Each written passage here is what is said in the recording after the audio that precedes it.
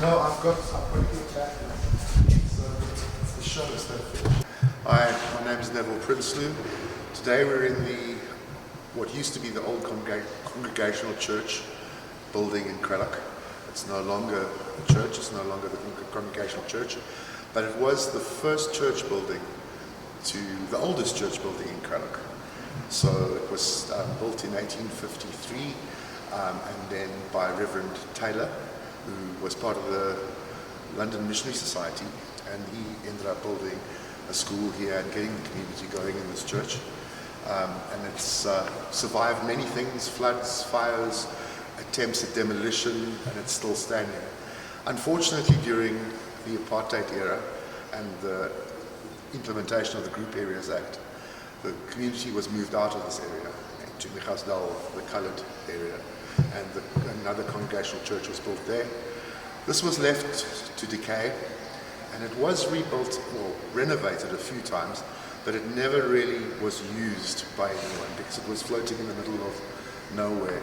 The community had their own church. There was lots of bad memories, lots of bad things that happened here during Group Areas, the evictions in the area through the Group Areas Act, and also a shopping centre developed around it. So there was a struggle about the church, about who gets to use it, so it went back into disrepair. About 9 years ago, myself and a few people that are interested in the arts approached the South African Heritage Resource Agency, who own the building because it's a national monument, and proposed to them that they renovate it one last time and give us the opportunity to turn it into an arts hub that represents the community, to give the community artists a platform. So we're an NPO. It was eventually renovated and we started using it slowly but surely. The challenge being to raise funds to keep doing our programs. But we've established a monthly community market where people come in on the last or first Saturday of the month and just sell whatever they have to sell. Produce, bakes, boot sale, bring their car, sell their stuff from home. There's no fee for coming to the market except giving us a donation towards the centre. We've had a few shows, professional shows we brought in. Vincent, the story of Vincent van Gogh, his quest to love and be loved, which was very successful. We've had Yomasa Platespieler, which is a look at Afrikaans music from Suikerbossie right through to Fokhof Polisiecar. But it's all done in the blues, jazz, rock way. It was a big success. We've had A Star is Born, the story of Judy Garland, which was also extremely popular. And we're coming up to a show on the 13th of November called, it's the Amy Winehouse story, The Diva and the Demons, which we're looking forward to. We've had Cradock Artist Exhibition, which we're hoping will be a yearly exhibition. And currently we're open for local artists and for the public to come and see the work of local artists. But the centre gets used for a lot more than that. So when a show, an event, workshops happen here, the art moves to the side, to the back, it's all on wheels, and the event can take place for shows. We've got some funding applications into the National Arts Council to be able to, between January and March, run a program with 7 primary schools in the area, 4 kids from each primary school, to come through a series of workshops run by local artists to expose children to all the forms of art and craft, to try and create an opportunity, plant a seed in their minds that art is more than a dead thing, or something nice to do, that you can potentially earn a living from it. 2 of our artists here that are local do earn a living from their art. So it's very real. And that's the whole purpose of this building, to turn something that was once positive, was forced negative by a screwed up system, and again becomes a beacon of light in this community. So we're very excited about it. We've been blessed in many ways. At the moment, we have a volunteer that's creating our garden outside and making it like a Karoo garden. We have to do that because of the weather here. And our labyrinth is in the early stages of developing. So we're hoping people will come and walk our labyrinth down the track. So we're a work in progress, a blank canvas, and we look for direction through the, we have a formal board, but we take and members on the board are all, some are involved artistically with the place. So we're evolving all the time. Nothing's cast in stone. And we take decisions in the group format with the artists. And so if you ever come through Cradock, stop by. We've got a lot to show you, a lot to... Oh, another exciting thing.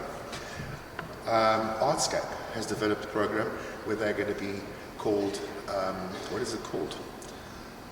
Theatre on the Road or something like that, where they bring professional shows on the way to Joburg from Cape Town, but they're developing a route through the Platteland where they bring the shows to various places, and the Arts Hub is going to be one of their stops. So we're able to bring top quality shows across the spectrum that have been performed in Cape Town and are moving to Gauteng. It's theatre, what is it called? A theatre route of sorts. And they're coming to see us next week to discuss which shows we want to look at next year. So this is incredible. It's good news. Last bit of good news. So that's it. Yes. Neville, if there is a business company or a business people that have something to spare, what would your message be to them? And why must we invest in a space like this? Okay, good. Well, that's the million-dollar question. Everything now is funded by donations and by our markets and by the shows. We try and have extra stuff. But we've got some really good plans afoot to become more proactive. So what we're able to do, being an NGO registered properly, not-for-profit organization, sorry, not an NGO, we're a not-for-profit company. We are able, through our auditors, to issue a certificate to make your donation tax deductible. We're obviously within the SARS framework. However, we are able to, because we get a fair amount of coverage on social media, and we do a lot of advertising to locals. We can definitely look at something where you partner with us on a specific project, and you get credited. You get all the credits for that done. And we don't only need obviously money is important, but we are also happy with material contributions. For at the moment, for instance, we need a Wendy house to store the garden materials. We hire a stage every time we have a show. We'd like to make our own because we don't use the pulpit area for performances. When there's a show and that sort of thing, the pulpit area is blacked off. And it's not because it's still a church, but it's just a sign of respect to what the church was, and we try to keep it within that framework. Also, Reverend Taylor and his wife are buried under the stage, so they're actually buried, their grave is right there. So it's a matter of not to disturb Reverend Taylor. But yeah, so any company wants to get involved, we'd love to, and we can talk creatively about how we can get your name out there in supporting the arts in a rural area that really, really needs this sort of platform. We like any small town. We have high unemployment. We have rising crime and drug usage, unfortunately. It's still not as bad as the cities, but it's there. And we need opportunities. Cradock has got a phenomenal history from all sides. From every single side of South African culture, there is some connection to Cradock. So culturally, we'd like to get young people back involved in supporting and exploring the artists. That's changed so much. If you look around, you have the traditional stuff, but you also have the young people stuff here. And next year as well, we're hoping to have a one-act play festival for school kids in the area. So it's exciting times. Incredible. Painting, all my paintings are my favorites. But I think this one, the context of it's more profound to the situation where we find ourselves in South Africa today in 2025. So this is a painting that I did last year.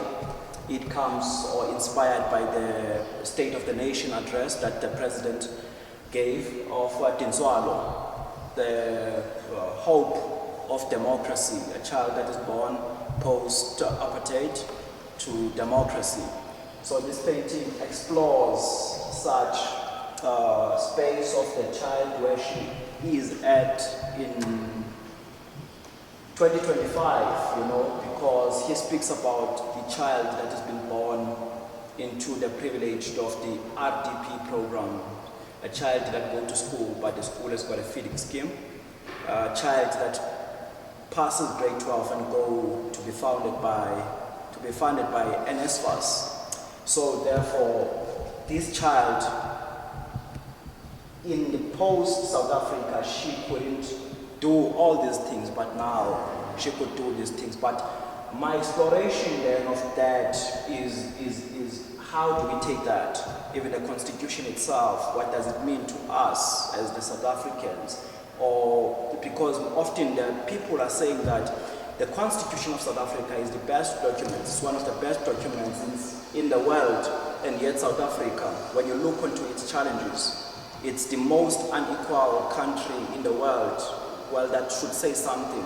And the murder rates in South Africa surpasses the places where there is ongoing wars. So there's a lot of challenges in South Africa that comes post 1994, which then the people in governance do not want to be accountable for. So this painting explores that, as well as this symbol is used as the symbol of the government. So this is a national coat of arms.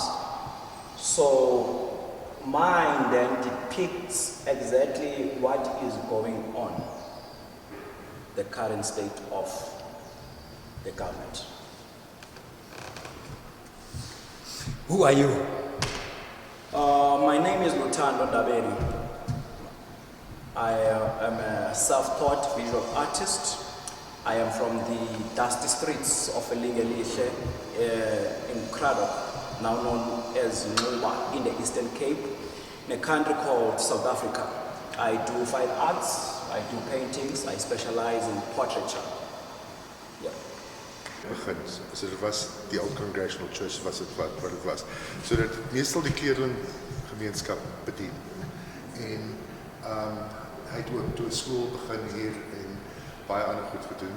En van die boere toe het ook die kerk hier kom nagmaal doen, hier kom doop, want hulle het nie met die Britte ooreengekom nie. En hulle wou nie in die dorp te doen nie. So hulle het liewer hier. Maar toe die groep area met apartheid, is die mense uitgeskop uit hierdie area. Hierdie was soort van Cradock se District 6. En al hierdie was die meestal die kleur, maar dit is gemeng, right? Maar toe kom groep areas, apartheid, en hulle skop die gemeenskap uit in die geveld. En toe het die kerk net verval. Portraits, faces. So this is an expression of an African face. Name of the paintings, it's look closely, it's you. So when you look into the eyes of the boy, it tells you about where he comes from and probably where he's going, because there's a story in his eyes that are expressing that. Yeah. Most of my paintings are these portraits because I like, portraits.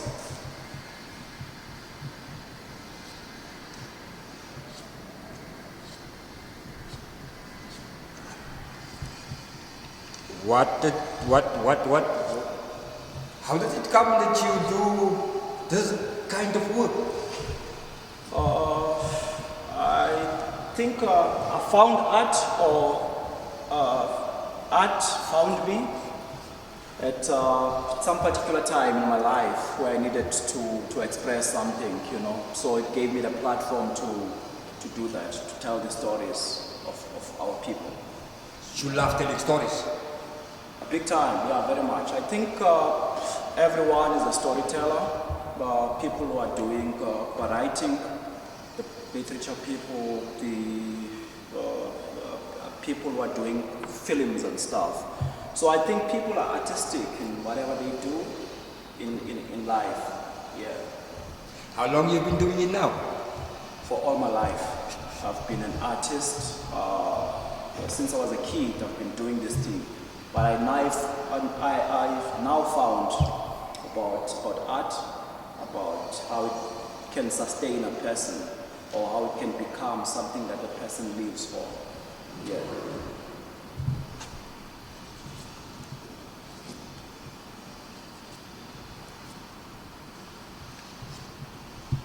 Who's your favorite artist that you draw inspiration from? Lionel Smith from Cape Town, he's an abstract painter. Nelson Makamu from Limpopo. He has this new way, format of doing art. There's quite a lot. Great Joy in Zovu. There's quite some lot of artists that I drew inspiration from.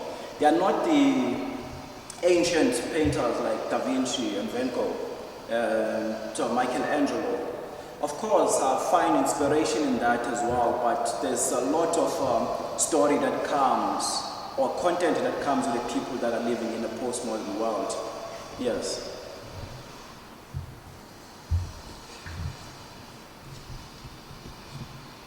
Where was your biggest stage that you have? How do we call it in your language? Biggest space that have exposed me is Amazwi. Amazwi is Grahamstown Library of Literature. I found them at a time where I needed to do this thing, to take it seriously, and they gave me that platform through the Presidential Employment Stimulus Program back in 2022, sorry. And Art Bank of South Africa, which is under the National Museum of Bloemfontein, they also gave us an opportunity to do some things for them.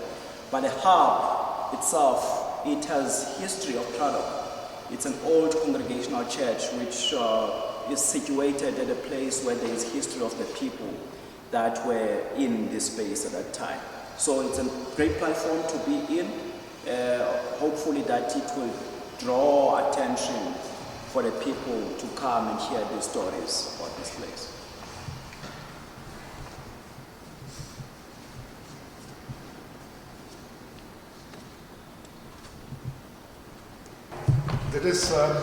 Dis Lou Venter. Hy gee kunsklas op in die dorp deeltyds, maar hy het Lou Arms and Ammo. Hy's 'n kunstenaar en hy het Arms and Ammo, maar hy's ook 'n juweel jewelry maker. Wat erg interessant is, en sy werk is ontsettend goed en nie tradisioneel. Dit is Annie Mayron.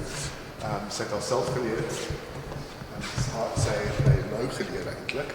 En sy is 'n bietjie van alles, maar ook meer tradisionele, konservatiewe, maar dis baie nice. En dit is natuurlik Lutando, wie sal meer van hom hoor.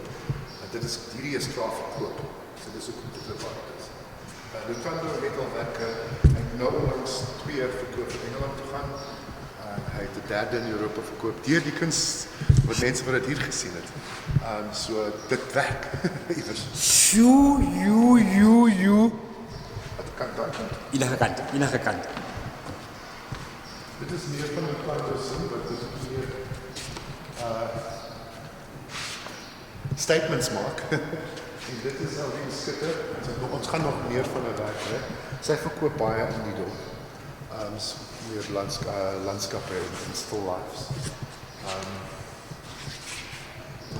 Daar is Jaco. Wat is Jaco se van? Jaco de Waal, ja. Hy is ook uit sy eie social media, so meer graphic design, besigheid in die dorp, websites en daai soort van ding. En hy's maar 2 jaar uit die skool uit. Sy werk is ongelooflik. Hy's ook begin in murals doen soos Lutando. Ek het nog nie hierdie kunstenaar is nie. Lou het werk 'n paar dae terug gesit.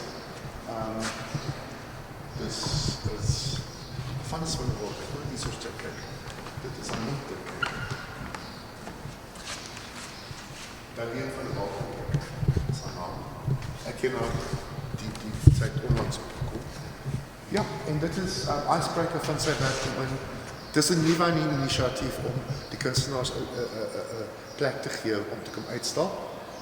Dit wil ons vra hulle niks nie. Hulle kan die stukke afhaal en opsit soos hulle lus voel. Dis net dat as iets verkoop dat die dat die sentrum, ek dink ons vat 12% na ons werk, maar as ons die formele exhibition net 1 keer 'n jaar, is dit Sê vir ons, Neville, as ons nou, as mense wil kom die kunste kom by, kyk hierdie week, wanneer is die plek oop, hoe is die plek oop en wanneer kan hulle deurkom? op die oomblik kan die mense vir my kontak en maak ek oop. Maar ons hoop om van die 1 November elke dag, nee van die 3 November, elke dag tussen 10 en 4 oop te wees, sodat mense kan kom kyk. En as hulle uit buite daai tyd wil kyk, is ons Cradock is klein, ek kan nie net ry oopmaak. Maar Lutando gaan hier 'n bietjie van sy studio ook hê, sodat hy hier werk. En dan gaan ons die tyd deel tussen volunteers. So ek gaan hopelik my kantoor hier na toe in die hoek daar sit, temporary, ja, soort van net movable. Carl Hendricks wat met leerwerk, hy's op hierdie, hy gaan hier kom werk 'n paar ure 'n week om oop te wees, sodat hy na iets kan kyk, maar dan doen ek sy leerwerk hier. En dan is daar 'n paar ander mense wat gaan kom instaan. So ons hoop om ons gaan ook die Dops Information Center hier